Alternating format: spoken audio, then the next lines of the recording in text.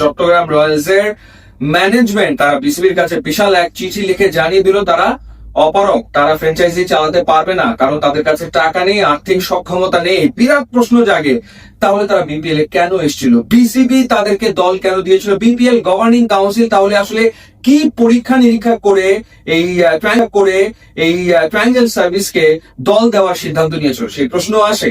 শেষ মুহূর্তে তড়িঘড়ি করে বিসিবি নিজের কাছে দায়িত্ব নিয়ে নিয়েছে, অর্থাৎ চট্টগ্রাম রয়্যালসের দেখভাল এখন বিসিবি করবে। হাউল বাশার সুমন তিনি টিম ডিরেক্টর হয়েছেন, এরপর নাফিস ইকবাল তিনি টিম ম্যানেজার হয়েছেন, মিজানুর রহমান বাবুল যিনি ফরচুন বরিশালের কোচ ছিলেন তাকে কোচ নিযুক্ত করা হয়েছে। কিন্তু তাতে কি সব সমস্যার সমাধান হয়ে গেল? একেবারেই না, এখনো সব সমস্যার সমাধান আসলে হয়নি।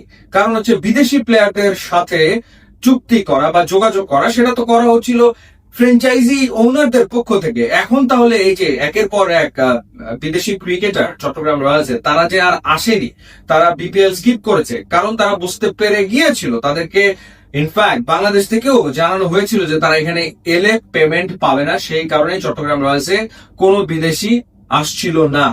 এখন বিসিবি তড়িঘড়ি করে বিদেশি প্লেয়ার আনতে পারবে চট্টগ্রাম রয়্যালসের জন্য, সেটা একটা ডেফিনেটলি বড় চ্যালেঞ্জ হয়ে গেছে।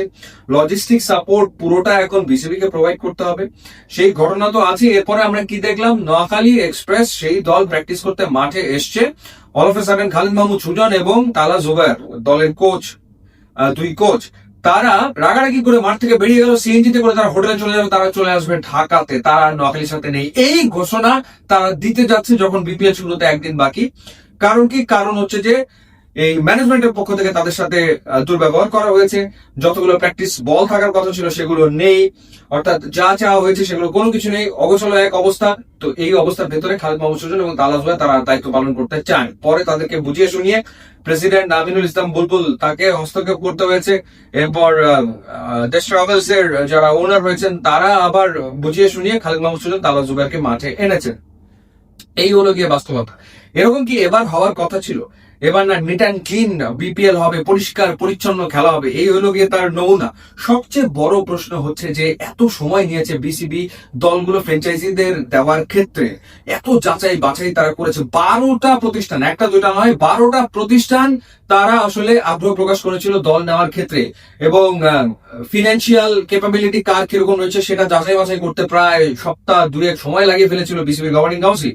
কি বাছাই করলো তারা? কাদেরকে তারা নিল যারা একেবারে শেষ মুহূর্তে এসে বিসিবিকেই বিপদে ফেলে দিল? এটা তাহলে কি ধরনের বিচার বিশ্লেষণ ছিল দল দেওয়ার ক্ষেত্রে? সেই প্রশ্নটা ডেফিনেটলি আসে। এরপরে 2 কোটি টাকার ফ্র্যাঞ্চাইজি ফি দিতে হবে, 10 কোটি টাকা ব্যাংক গ্যারান্টি দিতে হবে।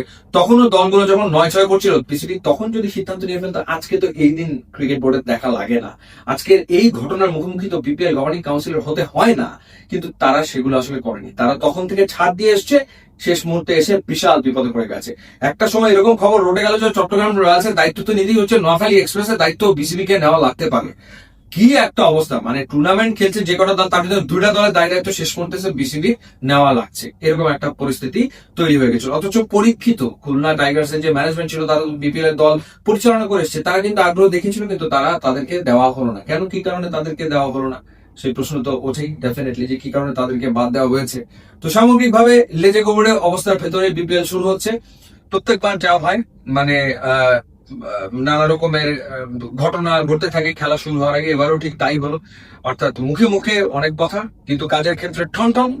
এবারও আমরা সেটাই আসলে দেখলাম। এখন জানি না সামনে আসলে কি নাটক বাকি রয়েছে, তবে মনে হচ্ছে যে নাটক আসলে অনেক দেখা লাগবে। সো লেটস সি কি দাঁড়ায়। যাই হোক, বিপিএল মাঠে করাচ্ছে, কিন্তু সেটা যেভাবে শুরু হওয়ার কথা ছিল সেটা আসলে এবারও হলো না। ইউটিউব ইনস্টাগ্রাম লিঙ্ক আছে, আপনারা যুক্ত হলে খুবই খুশি হবেন। Thanks for watching.